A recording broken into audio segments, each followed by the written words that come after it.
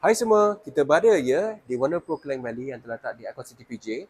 Untuk hari ini kita buat sedikit sebanyak satu benda yang berlainan disebabkan untuk kedai kita selain daripada coating, tinted dan PPF, kita juga ada menjual tidak lain tidak bukan Carmat. Untuk tu kita ada ya buat kolaborasi dengan 3D Mat di mana di sini yang dapat melihat kita ada Cargo Series dan Glory Series. So di mana customer dapat memilih ya yang tu Carmat yang bersesuaian dengan kereta anda. Untuk ni, sekarang kita ada satu Cargo Series untuk kereta E350 di mana anda dapat melihat di sini karpet dia memang cukup cun di mana ia tepat-tepat ya menepati kereta ini. Jom, biar saya buka sekarang dan kita akan install karpet di dalam kereta sekarang.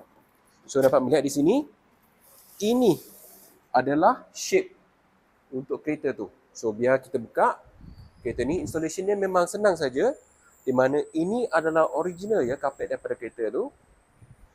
So, apa yang kita buatkan adalah kita boleh buka ya karpet dia di sini dan pada masa yang sama kita akan install karpetnya yang memang cukup fitting untuk tu disebabkan untuk keselesaan customer. Tengok betapa mudahnya.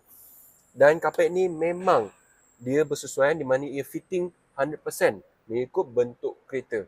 So kepada anda ya yang berminat untuk membeli karpet, anda bolehlah lari, anda boleh sertakan di komen, kita akan menjawabnya dan kita akan tolong anda untuk memilih karpet yang bersesuaian untuk kereta anda. Itu saja. Thank you. Bye.